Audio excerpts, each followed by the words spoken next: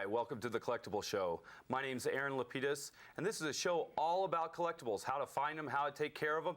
And tonight we're really lucky to have Paul Epstein here from Twist and Shout Records in Denver, Colorado. Paul, thank you very much for joining our show tonight. Thanks for having me, Aaron. So I found I'm going to start buying records again. I'm buying them, I'm finding them in mint condition. How do I take care of them? You keep them stored upright, so they're not. There's not too much weight on them. You keep them, spine out usually. You clean them before use. I use just water to clean them because I find anything else leaves a buildup. And honestly, you don't play them too much if they're old. That's easier said than done, I think. You can always tape it and listen to it. Is there such thing about finding a great record and the cover is scratched and a little torn? Have you seen people actually restore covers?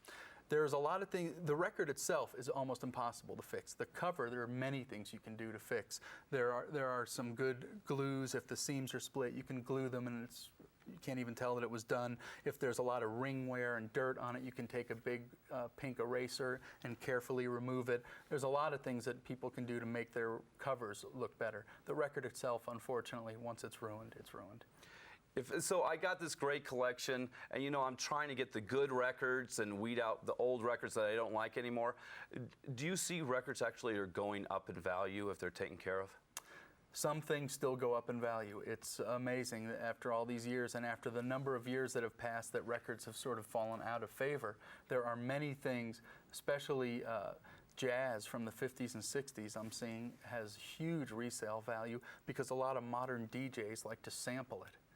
Mm-hmm. They use it to do mixes, and it's highly collectible now. Original records on Blue Note and so forth, highly collectible. How would you say that it would be the best way to sell my record collection?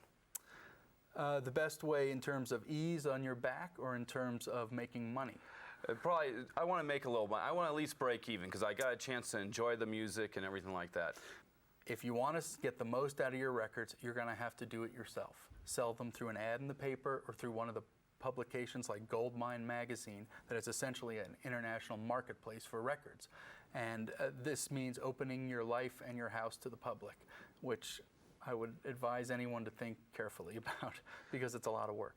I'd like to thank you very much, Paul Epstein from Twist and Shout Records, for being on with us tonight in Denver, Colorado. It's a great show. I think we learned all about it, and always make sure buyer beware when you're buying anything. Use a credit card. Make sure you get everything in writing. Keep collecting. I'm LaPedis with The Collectible Show, and you have a great night.